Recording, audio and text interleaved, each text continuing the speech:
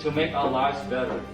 How do we use the wisdom that we gain from studying Buddhism to help us solve problems?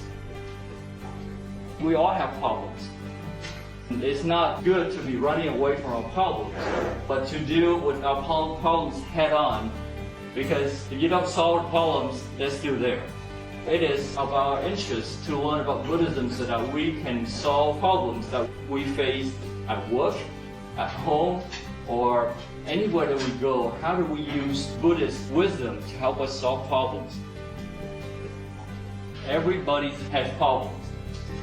We may not appreciate other people's problems because we don't really deal with them, so we don't feel them. But when we are in our problems, they are huge. But other people look at our problems, they may not appreciate it. And so, but to us, those problems are real. We can feel our problems. We cannot just sweep them away or meditate them away because the problems are still there. So today's discussion is to uncover that, to help us deal with problems head on.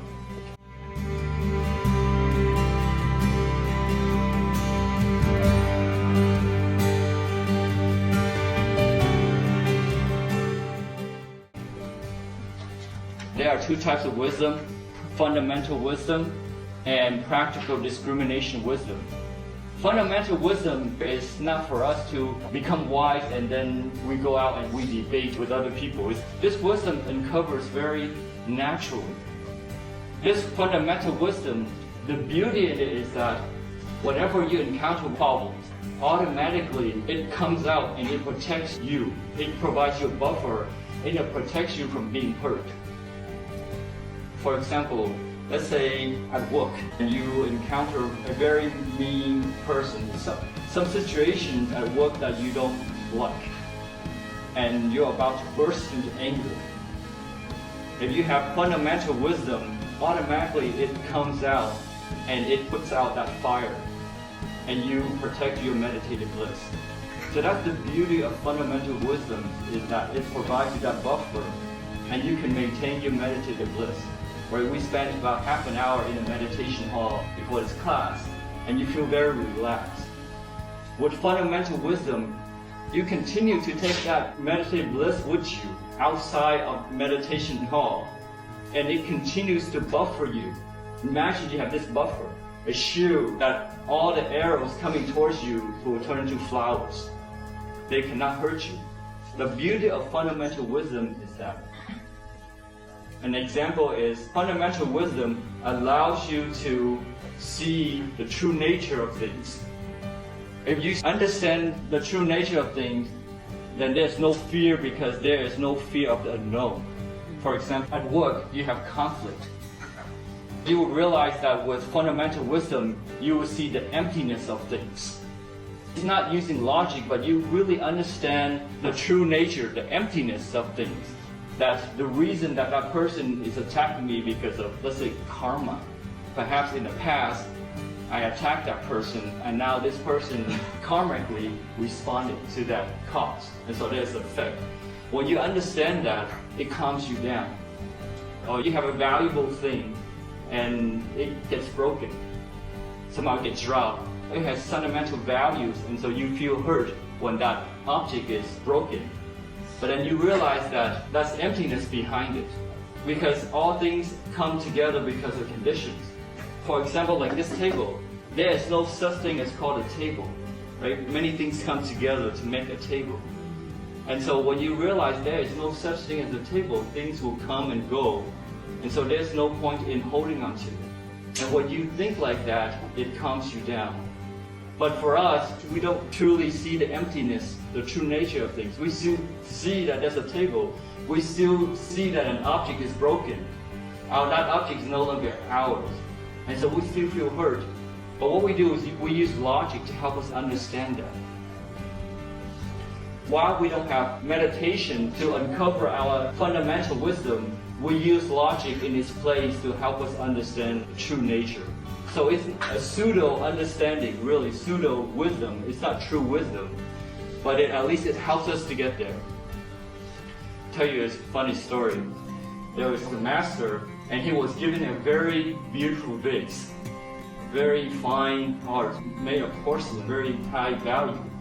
The master takes care of it very well, and he asks his personal attendant to make sure that this vase is cleaned and protected, don't ruin it. And so the personal attendant would keep it clean and all that stuff. Due to carelessness one day, he broke the vase. He knew that he was gonna get big yelling. He didn't know what to do, because in an hour the master would come back. If the master saw a broken vase, he would be in deep yogurt. Master came back and he closed the door, and he quickly came out to greet the master. He's trying to distract the master to say, you always taught us about impermanence, that things don't last, and basic conditions, things come with their conditions, are no longer there, things disappear. And so the master said, oh yes, you understand that concept, that's great of you. You're a very good student, I'm very proud of you. And he said, well, master, I want to tell you something. The conditions of that vase are no longer there. So that's fundamental wisdom. But understanding fundamental wisdom only protects ourselves. It doesn't really help others because it only protects our own meditative bliss. That's only half the story. The other half of the story is practical discrimination wisdom that allows us to solve problems, help others solve problems, complicated problems in life. Last time we spent some time talking about the concept of the practical discrimination wisdom. Today we want to talk about the application, the use of it. Learning is one thing, using it is another thing. The value of Buddhism is that we can use it. It's like reading a cookbook. Reading is one thing, but eating that cake that you're making is a different thing, right? You taste it, you can taste the flavor. And so we want to be able to taste the flavor.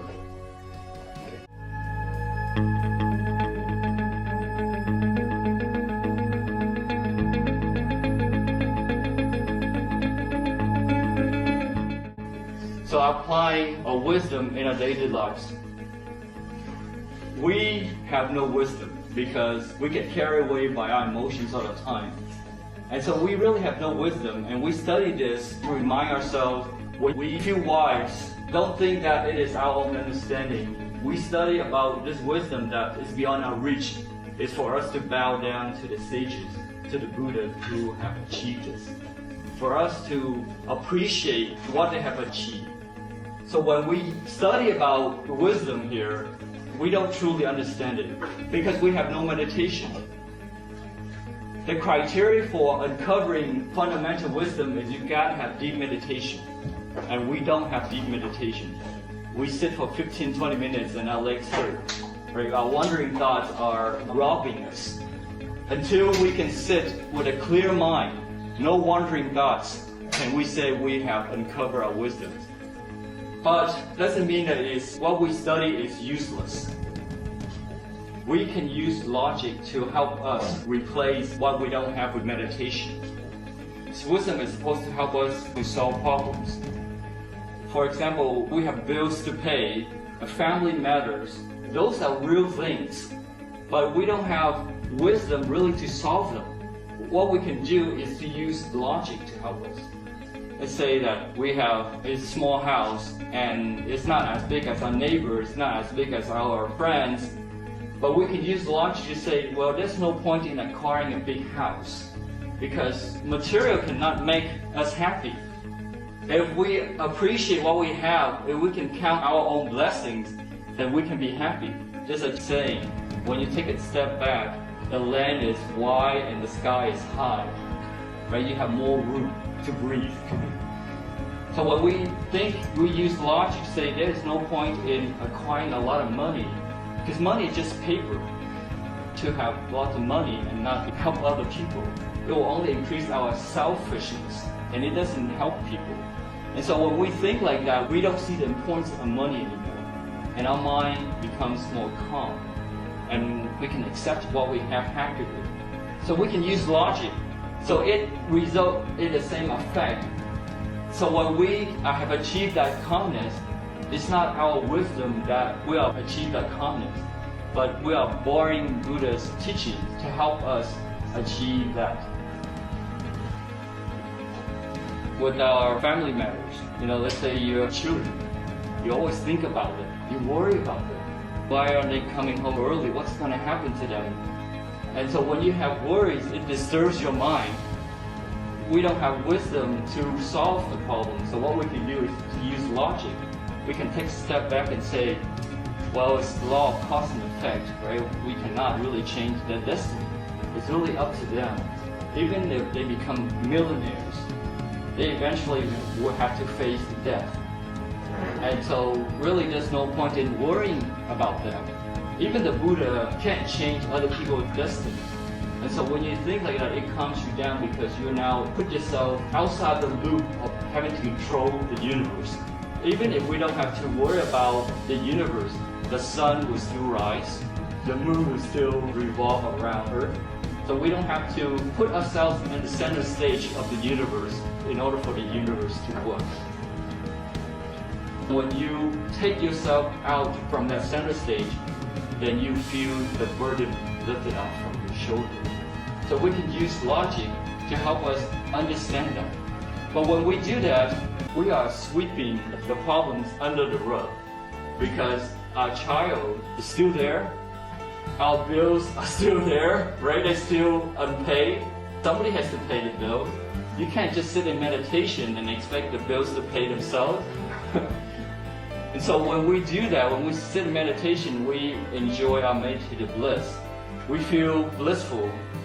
But what we're doing is we're sweeping the problems under the rug. The trash is still there. The floor may look clean, but there's a lot of trash underneath the rug. And the trash is still there. If we continue to use this kind of thinking, long term, it can be dangerous. It gives us a false sense of security, false sense of happiness. The problems are still there.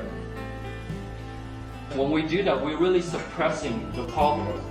Our worries, we're really suppressing them. We have not gotten rid of them. The problems are still there. And when we continue to apply that logic, we are fooling ourselves. At this point, if you achieve any kind of meditative bliss, you have to remind yourself that you are borrowing the teachings of the Buddha, and that it is not your own effort that you have achieved meditative bliss. So, what do we do?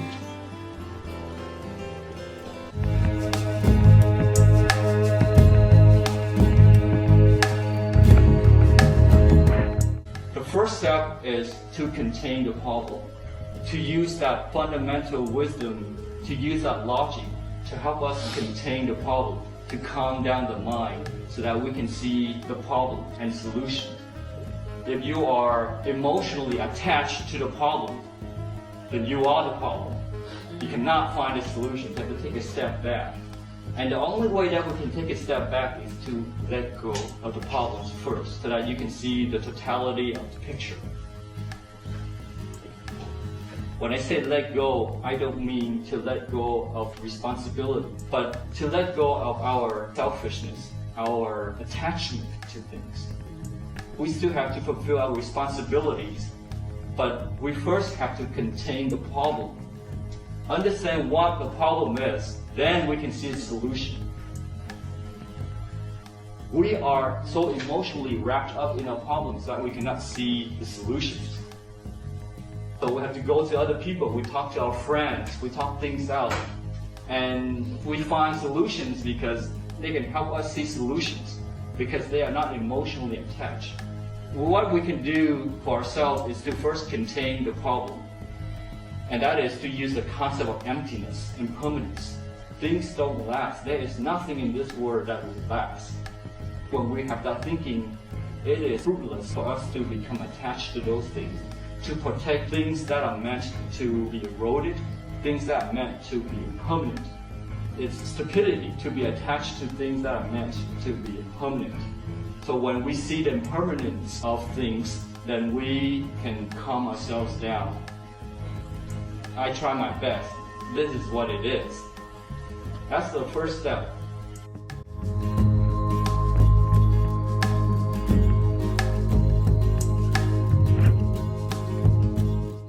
The second step is to find resolution to that problem. And we find that the root cause is because of emotional attachment. But why do we hate our co-workers? Why do conflicts continue to pop up at work or at home? When we see our neighbors, why do we have such a gripe on them, that neighbor? When we investigate our mind, we find out that it is because of emotional attachment. The co-workers that we hate so much, the neighbors that we hate so much, it is because we are emotionally attached to them. Because we keep thinking about them. When you are in love with somebody, you keep thinking about them, right? You miss them, you keep thinking about them because you're emotionally attached to them. The same thing with your enemy, you are attached to them as well. You continue to think about them. And so it's negative emotional attachment. We are attached to our loved ones as much as we are attached to our enemy. We keep thinking about them. It's just on the negative side of that emotional spectrum.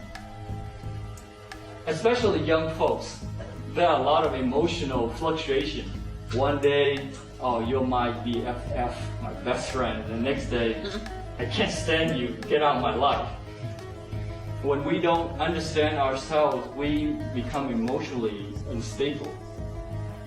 The more that you think less of somebody, the less likely you get angry or you get emotionally attached to them. Like, let's say you had a crush on somebody in your high school, thought about them a lot, but then years later you moved on, you married, and your family, you don't think about that person anymore, so you don't have that emotional attachment. Or your friends in high school you used to hate a whole lot, but now you don't hate that person anymore because you don't think about that person anymore. So the more that you think about somebody, the more that you either like them a lot or you hate them a lot. In other words, emotional attachment, positive or negative.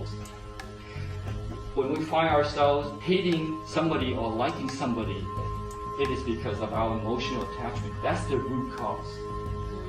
We have to find where the root cause is so that we can get rid of it. We want to solve a problem.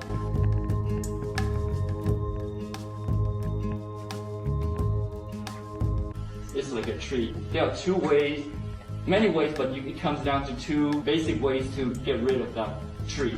One is you pluck each leaf at a time and a branch at a time. Very laborious. Or the second option is you take a bulldozer, you just uproot the whole tree and get rid of it. When we have fundamental wisdom, meditation, we can uproot the whole tree. But if we don't have wisdom, we have to deal with the problem one step at a time. It can be very laborious, very time consuming. When we understand the root cause, we can get rid of the problem. That emotional attachment will lead to angry thoughts. And the angry thoughts will lead to angry actions, and then it leads to harm. It can result in very damaging effect. The anger that we have is just the tip of the iceberg. When we get angry at somebody, it's just the tip of the iceberg. The problem is at the bottom, and that bottom is emotional attachment. So we have to be aware of ourselves so that we can get rid of the problem. We have become so attached, that's where the problem is. What it does is it really increases our ego. It just increases our desire and our want to control things. We again putting ourselves in the middle of the center of the universe again, right? We want to control the rotations of the moon and the rise and the set of the sun.